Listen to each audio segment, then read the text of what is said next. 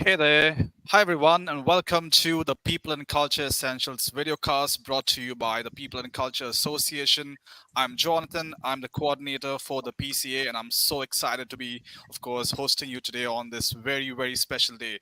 It's the International Day of Peace. It's a special day. We have a special guest with us. We're just reading up, actually, one of the themes for the International Day of Peace is global goals. So we're thinking globally today. We have our guest speaker joining us all the way from the US. David's sitting down there in the UK, and I'm actually on the west coast of India. So across three time zones, talking to you about people and culture. It's a very very exciting day, and of course, I've been talking to you about PCA a lot over the last few weeks. So I'm not going to be speaking a lot about that. But of course, the PCA is a global hub for people professionals. We have individuals and organizations joining us as members from different parts of the globe. I will share a kicker with you at the bottom of your screen of how you can join us. But this is a really, really exciting time, and I'm going to get straight to it. I'm not going to pretend like I'm going to try and introduce Dave Ulrich in the next few seconds. You guys can, of course, are following him on LinkedIn. He has close to around 250,000 followers on LinkedIn. So I'm not going to do justice by trying to introduce you to Dave, but of course, he's been ranked as the number one management guru by Business Week, profiled by Fast Company as one of the world's top 10 creative people in business, a top 5 coach by Forbes, and recognized, of course, as Thinkers 50 as one of the world's leading business thinkers. And we're so honored to have him here, of course.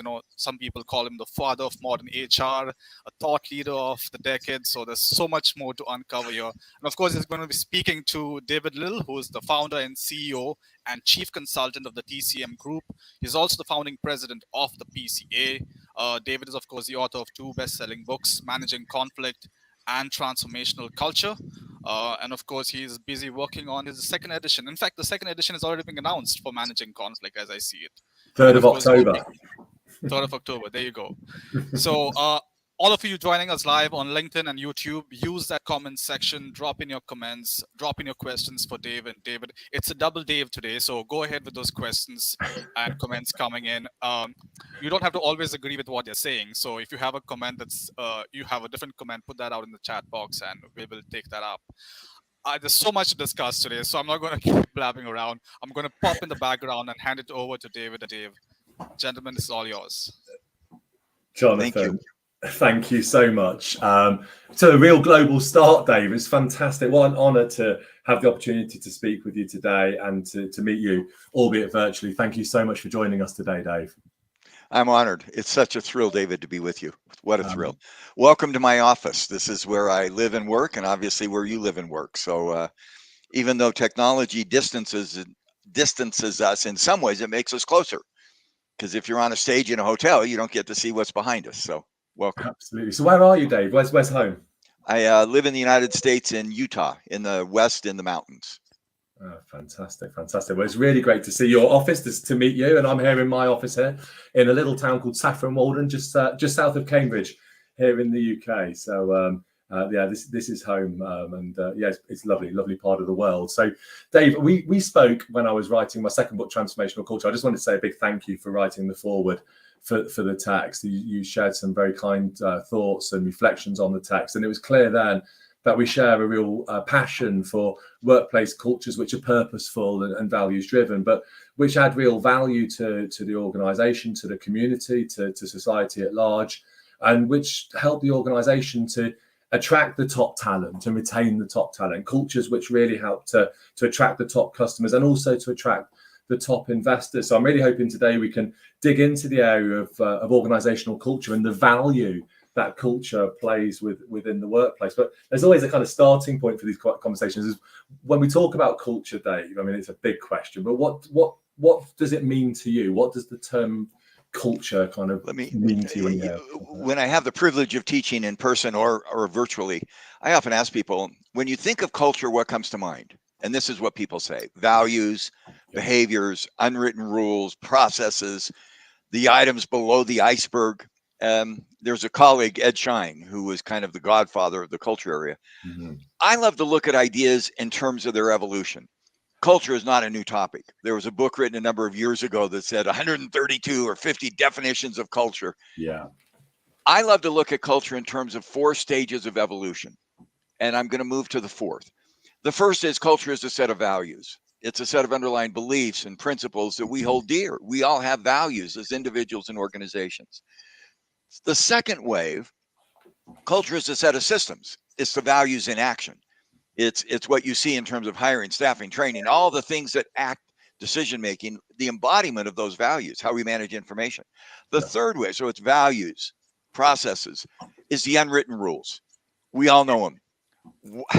I was in a company once and they said, Dave, you're not following the unwritten rules. And I said, write them down. I don't know what they are.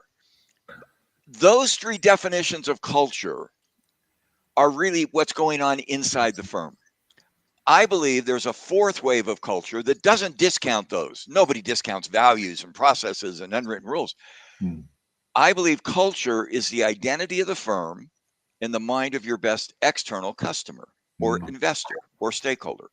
What are we known for in the marketplace that then translates into behaviors in the workplace? Somebody said, well, that's brand. And I said, that's right. Culture is the embodiment of your firm brand. If Disney in the workplace, in the marketplace, is known as a great place to take your children and your family for a great experience, that should be the culture.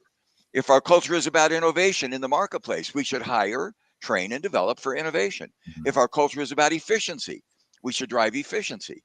And so we believe that those first three levels of culture are so critical. Our values, our processes, our patterns, and our unwritten norms. But when you then look outside, you say, let's get the right culture. Are we building an identity in the marketplace that translates to the workplace? Fantastic, Dave. Thank you for setting out those four levels. I think it's really powerful descriptive and helps us to understand culture on so many different elements. Another thing that I'm curious about is people often talk to me about culture is the way it feels, both as you said from external stakeholders, but for internal stakeholders. So how do I feel and how do I behave? How do others behave towards me? And I think we've established already it's quite a subjective element. And I just wonder from an HR perspective. Let me change the assumption. Let me change. I mean, this is a dialogue. Yeah, of course. Absolutely. And I hope we can learn how to disagree well. That's the title of a great forthcoming book. That we learn. Yeah. I would say culture is not just how I feel; it's how I make others feel. Brilliant. And that's that outside-in logic. That I was doing work at a fast food restaurant. We want to welcome you as a guest. Hi, welcome to our restaurant. And know the name of the customer. We like it when the customer knows our name. Does the customer know us? And in human resources, I'll just jump ahead a little bit. We're about people. Human resources, it's people. Well, guess what? Our employees are people. We know that. Our customers are people. Our investors are people. Our communities are people. So are we building that culture, not just inside how I feel, but how I help you feel because of the culture that we've created together? Okay, that's the tweak on the outside in view of culture. Wow, I mean, it's fundamentally important. It's how I feel and how I make other people feel. I think it's so critical. And it helps us to understand, again, that culture is about people. It's about the feelings, the emotions, the needs, the aspirations, and the goals. And I just wonder if we look at HR as a function, and in particular, my area of expertise or interest around conflict management, dispute management, quarrels, fights, falling outs, feuds, bullying, or you name it. People often tell me it feels very worrying. They feel very upset. They feel very anxious. And they go through policies and processes, Dave, that sometimes for people are almost as traumatizing, if not more traumatizing, than the actual impact of the situation.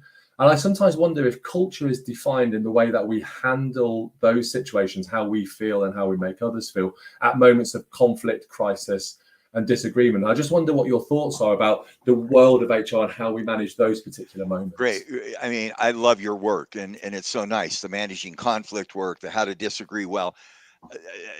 I did work with Bill Urey at Harvard and the team, and that negotiation work was just unbelievably powerful. And it's those moments of truth that get transferred. And the only thing I put on top of that, not disagreeing, it's people not just inside the company, but outside. How do I manage a conflict with an investor, with a customer, with a community? When the community has said, do more with social responsibility, and my investors are saying, do more with profitability. Whoa, I got a conflict now. How do I negotiate that in a way that creates value for both? And to me, that's one of the future, there's some assumptions about the future of work. And one of them, and your work is central to this, is I think in the future of work, we're going to have to do even more to navigate paradox. Yeah. You talked about tensions and disagreements, and my community wants social citizenship. My investors want profitability. I've got to navigate that tension. And to me, that's where HR changes its game. Yeah. Again, I like to anchor this with specifics. I meet with a group of HR people. I say, turn over your name tent. What's the biggest challenge you've got in your job today? And it's onboarding, it's compensation, it's training, it's conflict, it's culture. And I say, when you walk into the board of directors or you walk into an executive team, is that where you start? Mm-hmm. And my answer is no. When we in HR, and I'll join the HR community, high five to all of you. I like HR, but Yeah. I don't think HR is about HR. Mm-hmm. I think when I walk into that business meeting, hypothetical meeting, we're at the table. Some of the people say, get to the table. Yeah. We're at the table. Do not start with HR. Start with the business. Mm-hmm. Who are our customers? What do they want from us? Who are our investors? How are we serving the outside world? Where are we investing our strategy? My job is to do staffing, training, culture, diversity, so that we build value in the marketplace we all care about. And unless we build that logic, we may have a great workplace, but there's no marketplace. Mm-hmm. Okay, I'll tell one quick story. I'm talking too much. I need to No, you're listen. not. This But is I what it's all obviously about. get excited about Hey, this. I am loving every minute of this. Not at all. About a year and a half ago, I was in one of the large successful companies. And I don't know, have you ever been a bit intimidated when you're doing a talk? Yes, like always. Oh, me too. I mean, I do talks and people say, wow, you're perspiring. I'm nervous, even after decades of doing this. Yeah. This was a company with 100 senior executives. 70% had PhDs in computer science, statistics, math. Woo! I'm just going, how do I, as an English major, talk to these folks? And I started by saying, what do these companies have in common? And I started listing some. Digital, this was a technology company. Yeah. Compaq, Eastman Kodak, Toys R Us, Sears. And somebody yelled out, they all went broke. And I yelled back, I consulted for every one of them, which was actually kind of a risky thing, but it was true. Yeah. And I said, you got 200,000 employees. I can take you down to 20. Give me a year. And they said, what's your point? And I said, we worked with every one of those companies at building a great internal culture, their values, their processes, their patterns, and they all missed the marketplace. Toys R Us didn't understand Amazon coming in. Eastman Kodak didn't understand imaging and information. Yeah. Those companies had great workplaces that failed in the marketplace. Make sure that your culture, your leadership, your talent is aligned to those external marketplace. So for me, HR is not about HR. It's about building success in the marketplace so that we can then have employees who have a great workplace. Okay, I've done too much, but that's the logic. No. And we ended up having a great discussion. They said, how do I do that? And I said, look at culture, not in terms of your values, but the value they create for your customers. Yeah. Is the culture you're articulating, your values? I was in a company yesterday, innovation. What does that mean to your customer? Yeah. Okay, that's the pitch. That's the peeve I keep trying to work on. And how can we do that practically? Because I think if I was the CEO of an organization listening to you, I'd want my customer experience, my R&D teams, and my HR people teams all in the same office, sharing almost like a hub, a central space of innovation, insight, learning, creativity. But often one's at the other end of the building and another one's on another campus somewhere, and HR almost sit in this silo. How can our leaders and others begin to bring together these functions to create this powerful, deep understanding of the internal and the external? First of all, with luck, that's what HR does.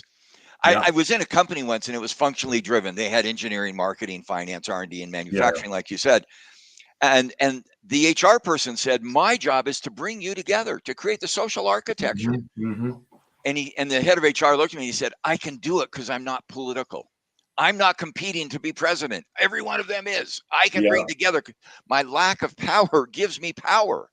That's actually counterintuitive. The fact that I'm not trying to vie for that top job. I can bring everyone together.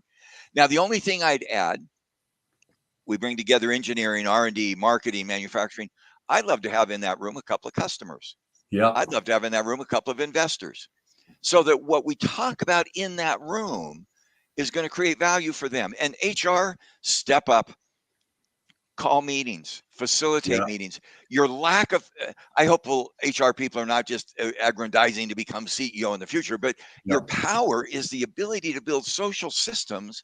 The work that you've done with your transformational culture book, which is superb, bring Thank you, those Dave. people together and let them have conversations where, Yeah. again, your second book, conflict and dispute and disagreement, allow, okay, marketing, what do you think? Engineering, what do you think? Yeah. Okay, how do we work together? And that's where HR can be a great contributor to that discussion.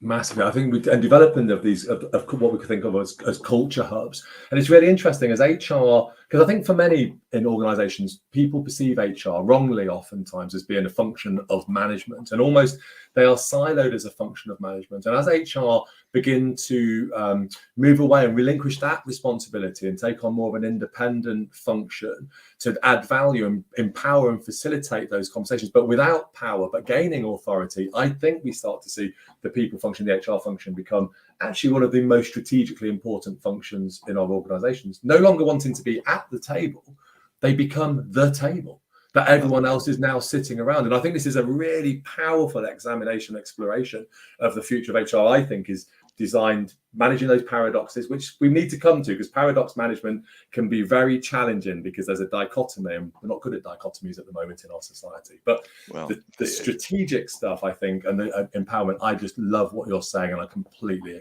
agree with you. Seeing some great examples of that here in the UK and US. Well, I really love what you just said. Again, the challenge is we in HR want to be strategic, and also that's the power of paradox, operational. I was in a meeting once where the HR team, 50 or 100 people, were, here's our strategy for going forward. We're going to go into Europe. We're going to go into China. Here's what we're going to do to help build the company. And the CEO came in at the end of the meeting and he said, I love where you're going, but don't forget the following. We just hired a new VP of marketing. We interviewed him. The letter went out that you and HR prepared over my signature, and you got a decimal point wrong. So instead of 200,000, it said 2 million. And the person called me and he said, wow, thanks for the bonus, before I even take the job. And the CEO said, that was a joke. And I was serious, but he said, look, folks, you got to get that administrative stuff done well. You can't send out offer letters that have a decimal point wrong. You've got to do the day-to-day. And the lucky thing is technology is helping with that. We have technology, but that's the paradox. And David, your work on disagreeing well, managing conflict, running into that tension so that you say, here's the administrative side, here's the strategic side. We got to play both those. And to me, that's where I think some of the HR value is going to emerge over time, continue to emerge. We're getting there.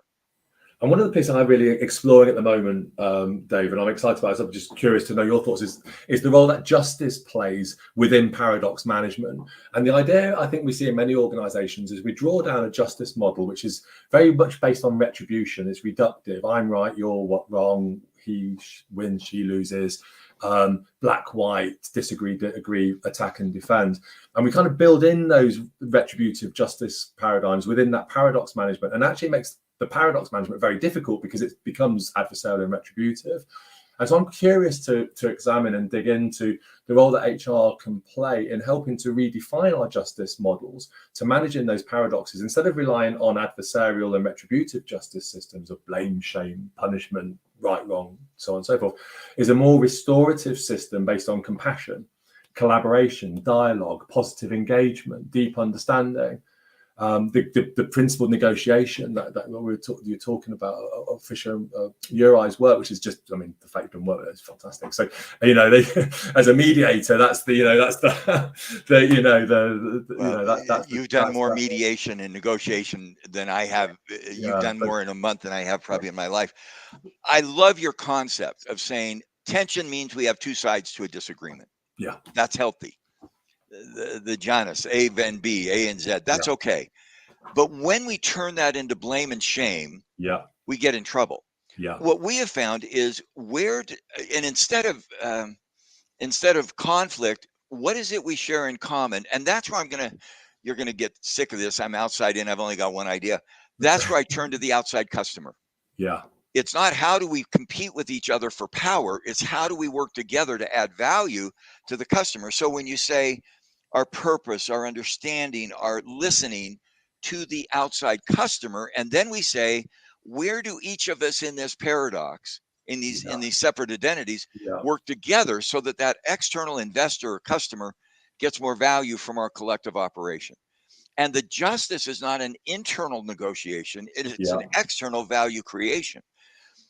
That's kind of a funny thing to say, but if I'm in a room where there's conflict, well, what am I saying? How would you handle that? There's a room where there's conflict. You've got manufacturing wants efficiency, marketing wants effectiveness. What would you say? You're the expert. I'm now having you. Yeah, no, I've already got. By the way, I've already got a page of notes from our discussions, so I'm trying to learn from you. To your point, what happens in those situations is we become very much focused on the positions that we've adopted. Our need is greater, our interest is greater, our want and desire is greater than the other, and we always create this sort of competitive or adversarial system where I need to win. In order to be able to win, you need to be able to lose. That win-lose, sort of drawing on game theory principle.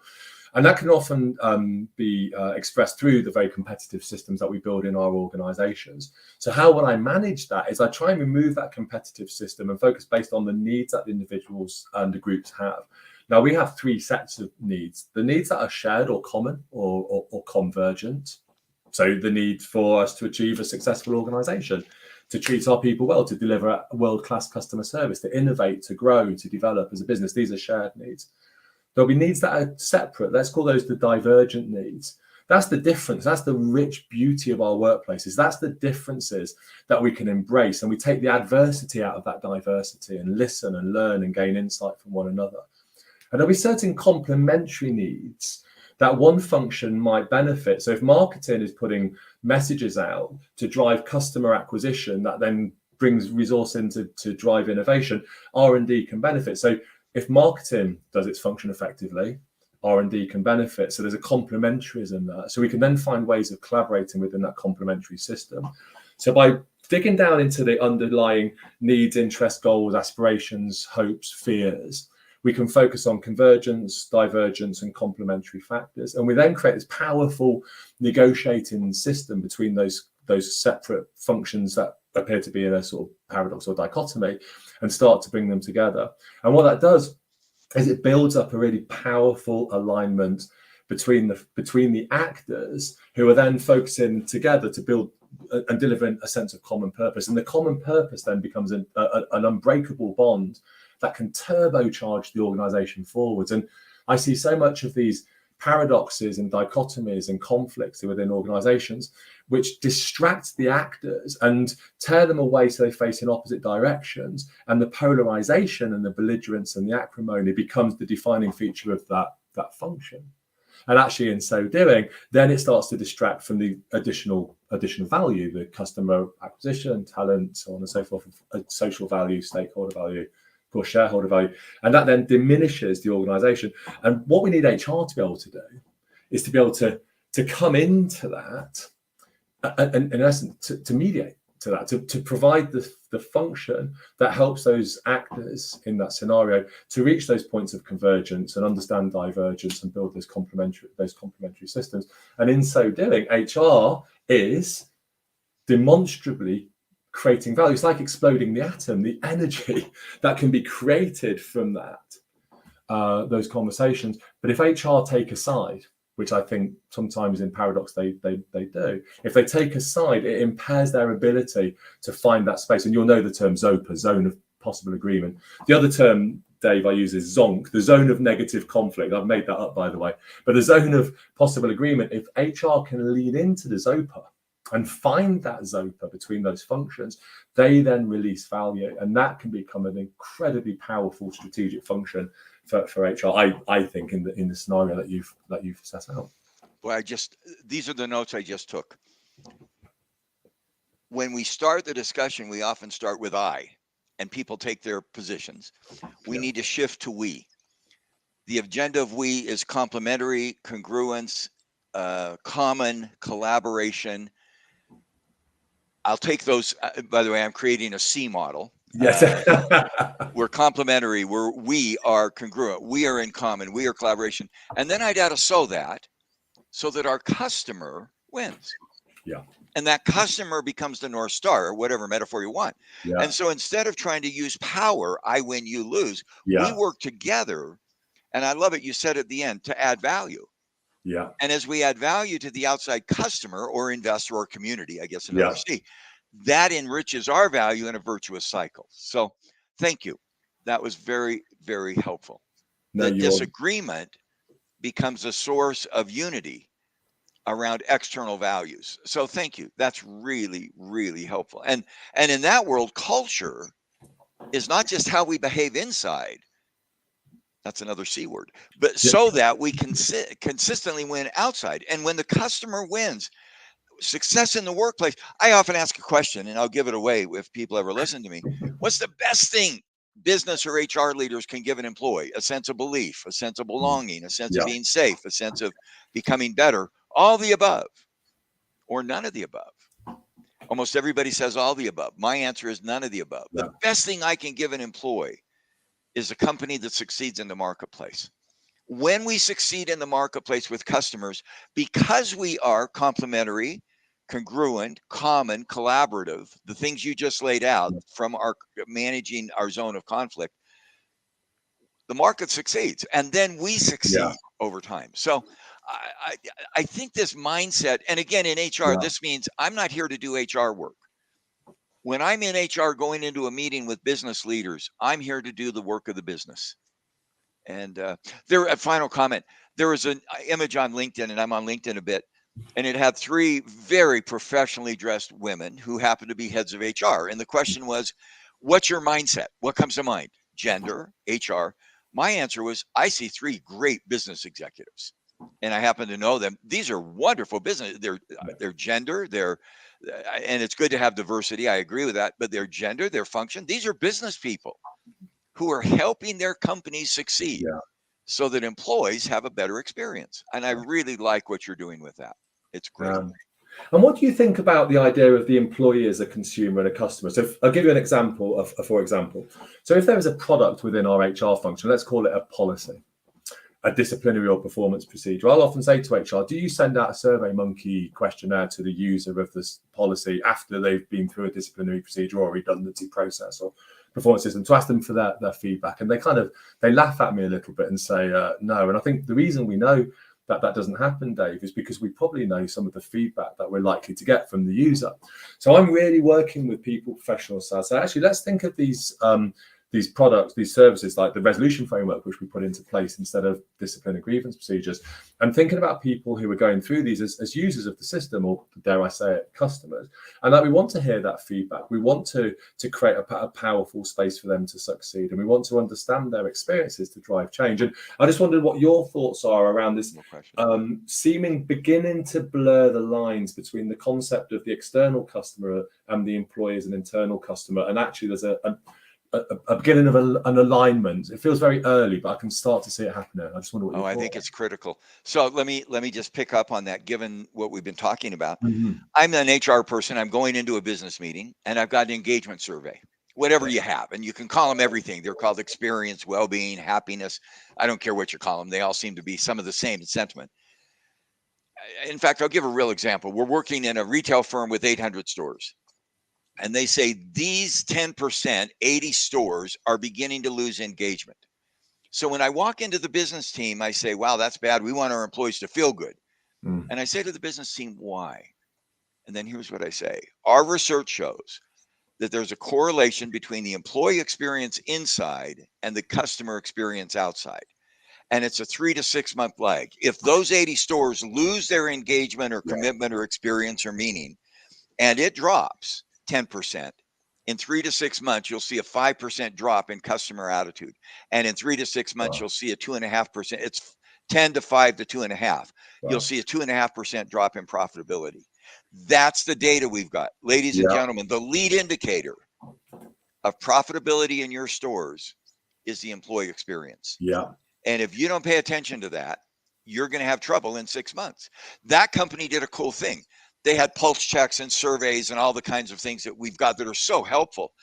When one of their stores dropped below a threshold in a period of time, they sent in a corporate SWAT team. And they said, we can't allow that to happen. because our data suggests that that's a lead indicator in 3 to 6 months.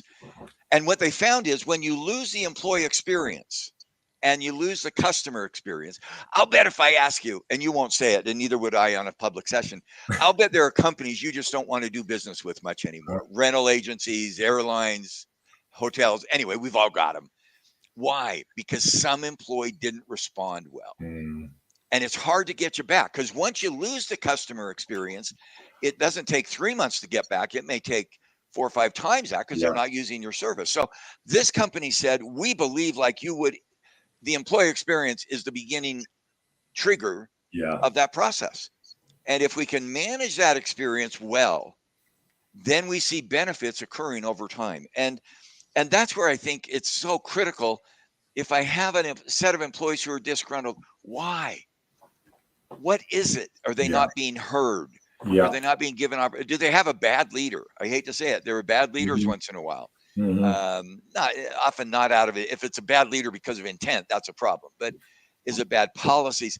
Can we begin to catch that so that we give those employees as a critical stakeholder a better experience? And give them a jolly good listening to as well.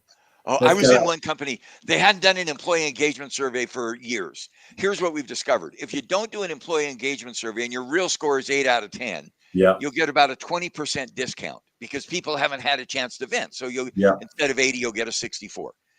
Well, this company hadn't done a survey forever. They got a 64. And the senior HR person said, that's really bad. I don't want to share it. And my answer is, you got to share it. You got to share it, because that's it. And the good news is, share it, because that artificially low score, the next time you do the survey, will be artificially high. So instead of 64 and 80, it'll be 85. And you go, I'll take credit for all of it. But we don't take individual credit. But I think we've got to track that data. And that's the analytics world. We've got to have the data. Argument for data, evidence, and storytelling. And I think when that's done well, and when that begins to align to the narrative around, you talked about branding earlier, and I think focusing on both the employee branding and the organizational branding, underpinned by that data, evidence, and storytelling, it creates a powerful narrative, a kind of jargon of the employee value proposition. But everything feels like it's lifted through the data, the evidence, and the story. And without that, I think we sometimes engage in guesswork and best guess, or worse, we don't see the patterns, we don't see the trends, we don't do the analysis or the rigor that's required to really understand the human experience, the people experience in the workplace, and so opportunities are missed. And I think people can see these opportunities are missed. I think people are watching very closely, I think, Dave, to see what happens in their organizations. And I think they can see opportunities are missed, and voices aren't heard, and data sets aren't taken seriously, and engagement surveys aren't acted upon. I think people then begin to vote with their feet and start to or speak out. And you talked about leadership and the concept of leadership and good leadership. And one of the challenges, and I'd love to hear your thoughts about this, one of the challenges, I think, for many leaders, if they can overcome this, really delivers great leadership, is the ability to get into and to listen to voices from our workforce who disagree with us, where the leader hears and understands and seeks to understand. And that's about this sort of employee activism and social justice, as well as other factors. I just wondered, from your perspective, having as you read your work around values and leadership and so on and so forth, human capability, where do you position employee voice and listening and that engagement within the organization? How do you position that, and what value do you place on that? As always, David, you have so many thoughts in there. The note I made is going back to what you talked about. There are moments of truth. We go along our day and our week and our month, and then something happens. And in that moment of truth, which is often around conflict or crisis, how does the organization respond? How does the organization respond when somebody gets sick, when there's an aberration? Does the organization respond? And that's the stories that get replicated. And those stories become so critical. And so the coaching to a leader is, when that moment of truth happens, pause for just a moment. What's the story I hope people will tell?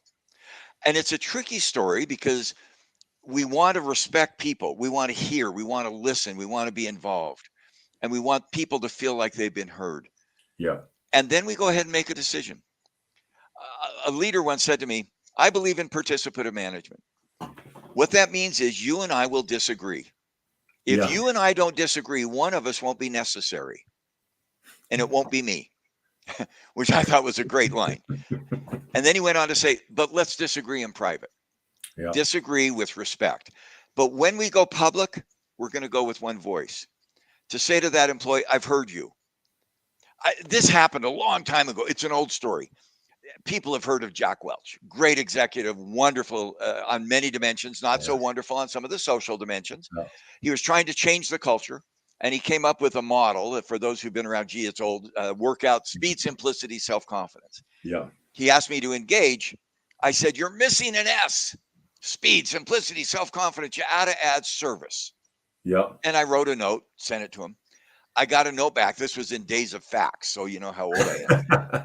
And on the fax that I wrote, in his penmanship is, Dave, thanks for the note. We're going to go ahead with speed, simplicity, and self-confidence. And at first I thought, you didn't listen to me. And then I thought, yeah, you did listen to me. And it's your call. And if I now continue to say, you're wrong, and I still think he was wrong, but if I continue to advocate publicly, you're wrong, you missed an S, I'm not going to have a chance to influence. Yeah. I was heard, I was understood, and leaders have a right to make a decision and to go forward.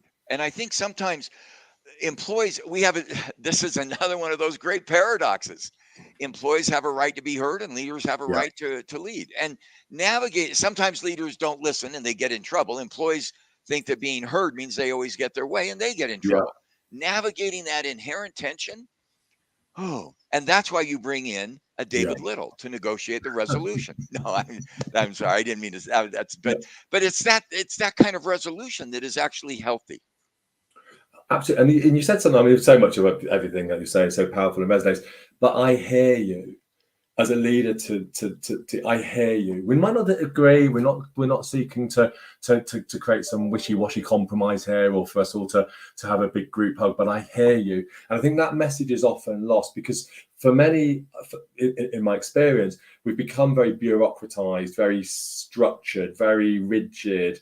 We've lost the ability to have those conversations and to say I hear you, or to say sorry. You know, there's lots of F words. I've said these before on podcasts, of forgiveness and fear or failure or fights. These F words seem to create so. There's some other F words that come to mind. There are some other F words, Dave, but it's a daytime show, so we'll keep. I know, and I'm not going to go there because that's what we want to avoid. I've done leadership studies. You've written books. We've written books, done research. I like simplicity. My PhD decades ago was in taxonomy, which means boil everything down to a simple thing.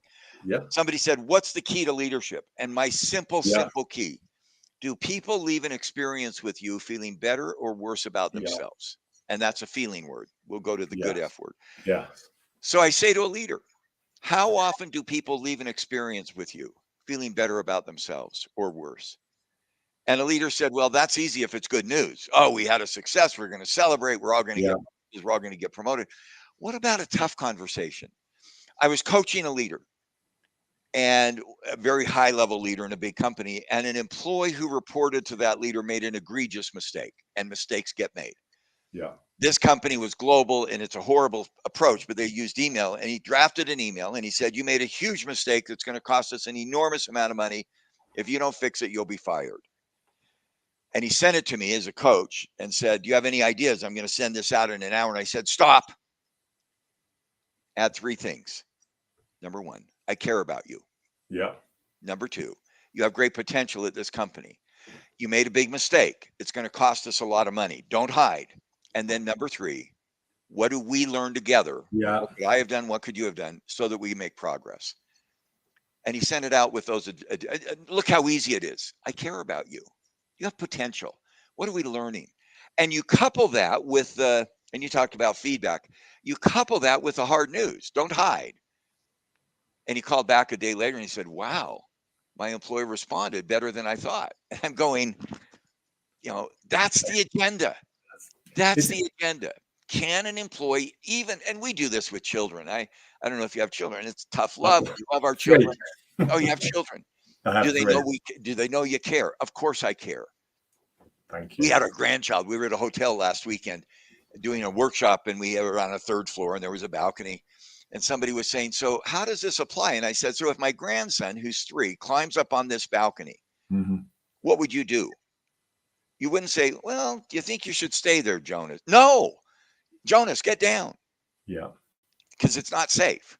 And sometimes that's what we've got to do with love, with affection. Yeah. You don't scold Jonas, but you teach him, don't climb on the balcony. And I hope we get leaders, especially, and I'm going to go back to where you started, these moments of truth where the conflicts are real, that leaders who behave in ways that make others feel better, so that's the story that gets told.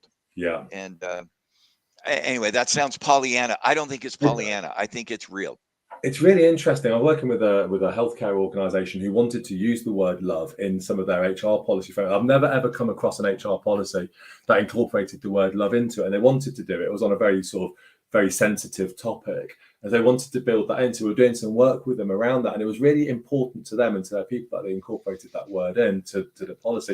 And it was really interesting to hear that, and you could see they were very uncomfortable with it. It felt very much out of alignment and out of kilter with what they were trying to do. But as they were doing it, the engagement, the excitement, and the energy around that, and you care as an employer, was palpable. And I also wanted to, in terms of leadership, are we talking here about leadership, the leadership capital index, Dave? I mean, absolutely. Let's go back to the logic. The leadership capital index is the same principle we've just talked about. Yeah. How do I know somebody's a good leader? Yeah. One, they lead with care, compassion, and results. But what's the indicator? The stock market says, I'm going to give you a premium. Yeah. Remember, human resource people, remember the investors are people. How do I get these people who assess my firm to have confidence in my future? Interesting. What we find in stock market, and again, this is business stuff that is so fun. Let's say you're a publicly traded firm, Coke versus Pepsi. Take 2 firms. They both earn 100, and I could look it up. I don't have the data in front of me. They don't have the same market value, because the market value is one of those higher or lower than another. In fact, the market valuation of of stock price is often now up to 40 or 50 to 60% on what's called intangibles. Mm-hmm. Do I have confidence that Coke or Pepsi will do a better job investing in the future? We've discovered that 25% of those intangibles is quality of leadership and organization. Let me give an example. We're in a company that has a market value of $10 billion. That's a lot. It's trading, its price earnings ratio, the value of how much investors give a dollar of earnings, is 20% below the industry average. So when we compare their competitors, we're trading at 20% less for the same earnings. We went to the head of HR and we said, what that means is you should be worth $2 billion more. And he said, well, that's bad news. I don't want to share that with the executives. And I'm going, if they don't understand that, they're not very good executives. Yeah. In fact, when you go in to talk to your executives, that's a place to start. Mm-hmm. Ladies and gentlemen, we're trading at a 20% discount to our major competitors. So our earnings, our 100, is worth 20% less than theirs. We got to fix that. Yeah. I think, and our research says 25% of that is the investor confidence in leadership. So if an and not just leadership, we call it human capability. You call it people and organization. Yeah. We talk about human, that's talent, capability, that's culture and organization. We add to that dyad leadership. Yeah. Do you get your investors? That's not the right question. How do you help your investors have more confidence in your people, culture, and leadership so that they'll match or give you a premium in the marketplace? That's the leadership capital index. That's a great question. It's a big question. Let me give one other example. We're working with a firm a year ago, 2 years ago in Southeast Asia, founder-led, big company, one of the big companies in one of the countries in Southeast Asia. The founder is in his 80s. Not a brilliant insight. He's going to leave. He's got to build the next generation of leaders. So he says, I got to build a leadership training center. The firm is worth about 15 billion in market value. And I don't know if that's dollars or euros or pounds. It doesn't matter. So he spends 400 million. That's an unbelievable amount on a training center.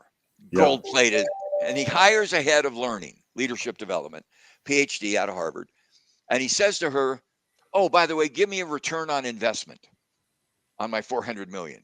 And she calls and goes, Dave, if the leaders increase their productivity 5% and I put 900 leaders or 100 leaders a year through, it'll take me 93 years. I mean, what do I do? And I said, you're thinking about it wrong. Get ready, my dear HR friends and business leaders. Listen carefully. The market value is 15 billion. What if I increase investor confidence 4%? Those who invest in my firm have a 4% higher confidence in my ability to succeed in the future. That's worth 600 million. That's a 50% return on $400 million. Yeah. And so now I said to her, are you building activities in that great facility that will give investors a 4% increase? And she said, what do I do? And I said, I don't have a clue. I just made that stuff up. But it's not complicated. I mean, you get creative, get investors. You talked about bringing a team together. Yeah. In the team, bring in the analysts who follow my industry, bring in my biggest shareholders, get them to co-create the programs, get them to participate in the programs. Don't use case studies of other companies. Let's find out how Unilever does. Yeah. No, let's use our own case study. Everything, not everything, but much of what we do will be building that leadership that you talked about so that my investors will increase their confidence in my future 4%. And a year and a half in, she's close. Now, it's not that easy because you got all kinds of variables, but that mindset that's leadership capital index for the value of the investor. I get excited about that. I think wow, if we could do that in HR, we're no longer in HR. We're part of that business team. We are the table. I mean, as you said. Yeah. Fully integrated into your organization, delivering value. And of course, value is measured in so many critical and key ways there. But I've got to ask you a question. And I've been dying to do this since we got on. One of the agendas of the future is personalizing the experience, getting to know the employee. Yes. I just got to peek into your office. Could you tell me a story of the palm tree or one of the things over your right shoulder? Wow, tell me a story about you so that I know you better. One So I've got the plant there. So behind it, I've got my HR Most Influential certificate. I was delighted in 2021 to be identified as one of the top 20 HR Most Influential thinkers. Above it, I have, or to the right of it, I have my MBA certificate. I studied in my MBA. I loved my MBA. It was when I really first embraced academia and learning. And I had a wonderful opportunity to explore the use of restorative practices and conflict management systems within two large public bodies and a government department. So I got a distinction in my MBA. And I wasn't the most academic child, Dave. So that to me was a real great moment. And the one above it, these are all a little bit sort of boasty, aren't they? A bit braggy, but they're real important to me. The next one above it, Transformational Culture, which was the book you wrote the forward for, was up for Business Book of the Year in 2022. We didn't win, but I got a very nice certificate saying, so sweet. Well done. We had is there any symbolism of the palm tree of the? The palm tree is trying to make the room just look a little bit more personal. And actually, I'll show you another part of the you might like this part of the room. I think we all like. Look at the aquarium. That's cool. I have my fish here. So we have little chats from time to time. They're quite well behaved on the whole, Dave. So they do have the odd conflict. So I might find myself going in to see if we can resolve issues in the aquarium. But I used to have a printer here, which was a bit boring. So, and this is also a chance. I spend a lot of time, as I'm sure you do, on call. So every now and again, it's just nice to have a little look at the fish swimming around, doing very little, but it's quite meditative and relaxing. And I was just trying to, all of us who are watching live or on tape, we just learned something about David. It's so fun. I have those plaques behind me as well, somewhere over here. Yeah, I don't know if you've ever felt once in a while the imposter syndrome. Or my wife's a psychologist. She added her picture to the people that influenced me.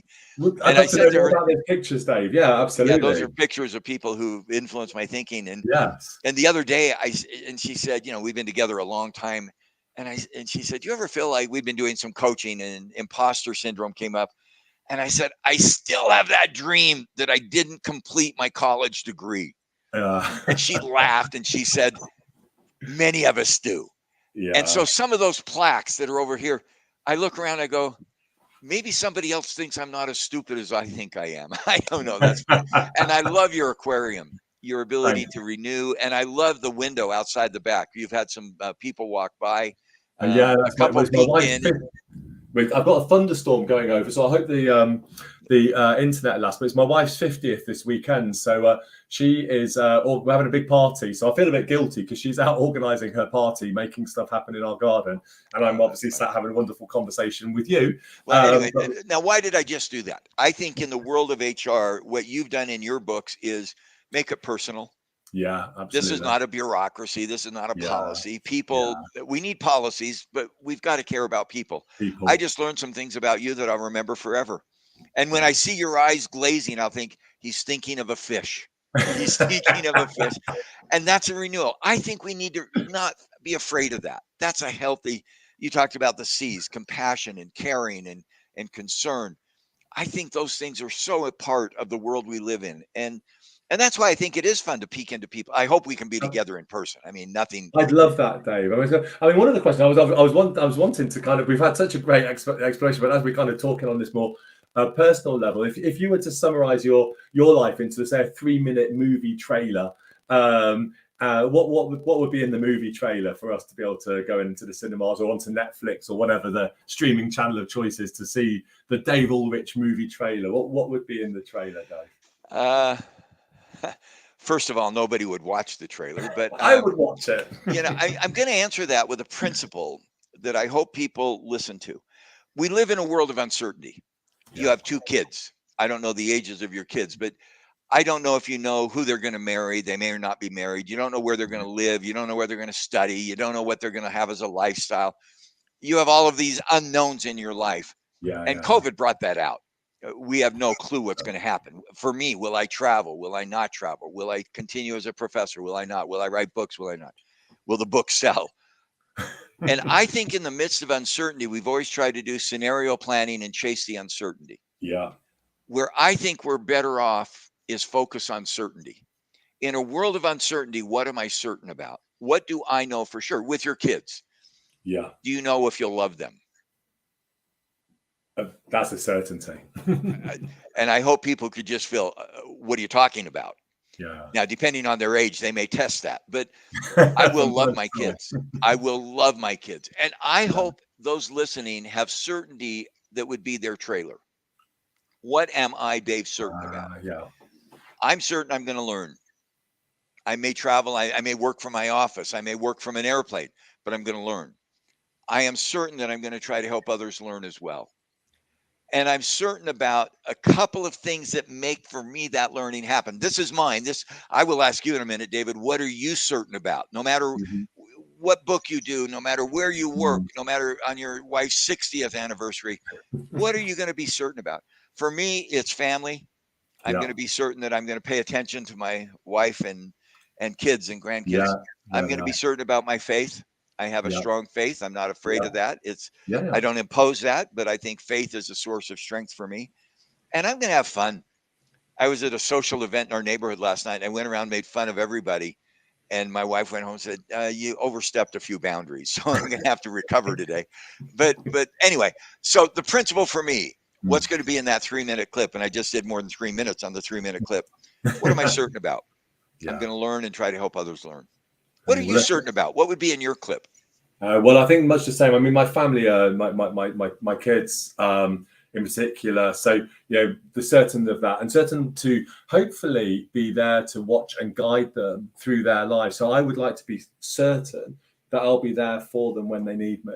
And I've always said this to my children. I'll never judge you. I'll never tell you what you absolutely can and can't do. You need to find your own way. But what I hope you'll do in return is always check with me and ask me questions and come to me. And I'd like to be certain that I will be there for them as they grow up and find their way in the world, that I won't judge them and blame them or tut at them. I don't like tutting, Dave. So I'm certain I will never tut at my children.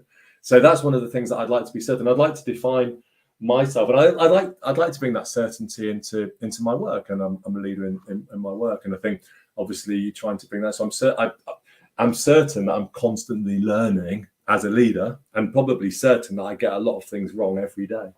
But I'm also certain that I'm constantly striving for better, for striving for good. I'm not, sometimes I can be a bit of a perfectionist, but striving for good and trying to get a sense of what good enough is and constantly check in with people. So I'm certain that I want to be the best that I can be. And I think being the best that I can be, I'm certain that's about helping others to be the best. And I think people, I hope, would say that they get that certainty from me, is that I challenge and check in and try and help them to be just that little bit better every single day as well. So those would be my... I wrote down. I'm rambling, but those would be... No, I love it. And this is a conversation. The first one, I love being there. I will be there. And the second is strive for good. I love that both of those started with verbs. I will be there. I will strive for good in myself and in others. I mean, what a lovely certainty. What a lovely identity. What a lovely certainty. And when that gets embodied, we succeed. Now, guidance for HR people. As an HR professional who's a business partner, are you clear about your certainties, whatever they are? You heard Dave and David share theirs. And are you helping your business leaders be clear about theirs? And that's values, whatever you want to call it. And are you helping them live them so that we succeed in that, and your company in that marketplace? I love the family one. I feel inclined. I'm going to tell a quick story, and I'm embarrassed because I failed and I succeeded. When our daughter turned 21, I didn't know what to get her for a gift. I love my daughter. So I decided to give her 3 days, which I thought was a cool gift. Daddy, daughter, 3 days, anywhere, happened to be in the US, wasn't global at that point. She said, we're going to go to New York and see plays. She likes Broadway. She likes New York. And we got a hotel. We got 3 plays. Wonderful. Now, you and I talk, we're doing consulting for CEOs and changing the world. It's rare to get an audience with a board of directors and a big contract. It happened to be that Friday that a company in Europe had their board meeting where they would approve our contract for the next year. And they said, Dave, we have a meeting. We need you to come for, and you, David, you'll appreciate that big contract. Yeah. I didn't know what to do. Actually, I'm proud of what I did. I said to the CEO of that company, I can't make it. I have another engagement. And he said, change it. And I said, I can't. I'm mad at myself. I didn't have the courage to say to him, well, I'm getting emotional. I've got a 3-day date with my daughter and I'm not going to move it. Yeah. I just said it was another engagement I couldn't move. I hope that was 20 years ago. I hope in today's world, I could say to that CEO, I have a date with my daughter, and that CEO would trust me. I work hard. I know you work hard. I work, name any 60 hours a week I'll be working. I hope that CEO would trust me that I'm not a laggard and I will give my all. But for that 3-day commitment, my daughter has my priority. I didn't do it. I regret it a little bit, but I hope the world has changed enough that we in HR have the courage to have those moments of truth conversations. Anyway, but it was a great gift. I learned. Anyway, that's and you strike that when you say, I want to be there for my kids. Yeah. I want to be there.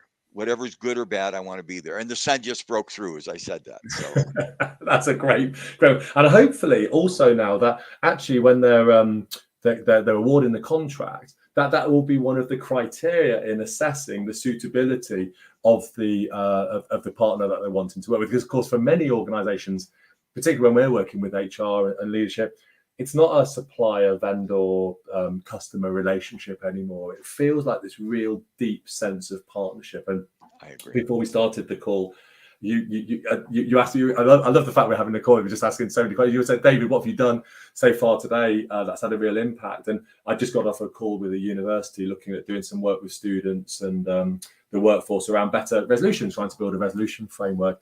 And actually, for them, I was actually helping to go out and find a way through these particular challenges, these particular issues, and finding a really powerful, effective impact within those organizations. I've lost my train of thread now, Dave. I really love the idea. I love the idea because I hope we're investing in the next generation. That was it. That was about the whole idea. Yeah, I hope that every one of us who are more senior are beginning to say, my job is not just to do my work, but it's to help that next generation do their work better. That was it. Partnership. It's about that was it about that concept, and we're all, and that's what I love about this conversation that we've been having. I'm trying to avoid the sun here, so no, I can say I'm very jealous. Like I said, I've got a torrential downpour here at the moment. But this to me, and I think we're coming to the end of it. I could just, Dave, this has been such fun. I've enjoyed this so much. But to me, the word partnership, trust, engagement, common purpose, these have been really powerful elements of our conversation. I think for me, when HR can start to deliver that, they foster strong partnerships, they're working collaboratively, they're engaging trust. I worry deeply about some of the mistrust that I hear expressed about HR. People are fearful of HR, or going to HR is a threat. And so many in HR don't go into this wonderful profession to be held as a sword of Damocles against above people's heads. So I worry sometimes when I hear this stuff. But conversely, when I think HR can embrace this, and some of it's so simple, some of it's so human, is creating these trusting partnerships, engagement, empowerment, supporting people to be the best let they me can. pick up on that. And I know we've got to end here in a minute. You've got announcements, but when we replace fear with hope, we succeed. Today is the International Day and Week of Peace. Absolutely. And let me just comment on that. And I know you'll probably comment more. One of the great lessons we live is the world is not at peace. We see war in diverse places. We see earthquakes. We see trauma. We have political, in the United States, we have political turmoil, which is just devastating to most of us. I think one of the great messages of peace is that peace is not outside us, it's inside. I think whether you believe Jesus was a prophet or a rabbi or a teacher, he lived. And one of the Jesus, Muhammad, Buddha, I think all of these great people who've shaped our lives thousands of years later said, don't look for peace outside of yourself, find it inside. For Jesus, the people were waiting for the Romans to disappear so there could be physical peace. That wasn't peace. Peace is from within. And I hope this International Day of Peace, no question, we need to do away with war. We need to do away with conflict. And people like you and others help with that. But ultimately, the peace is when I'm looking in that aquarium, when I'm quietly talking to my children, we can find a peace between us. And I hope that's a message of a day of peace, is not around outside, but what we do inside that allows us to be comfortable with who we are. Wow. Everything that you just said. Thank you, Dave. What a wonderful note and such an authentic note for us to conclude today's People and Culture Essentials videocast. I cannot tell you how much I've enjoyed this.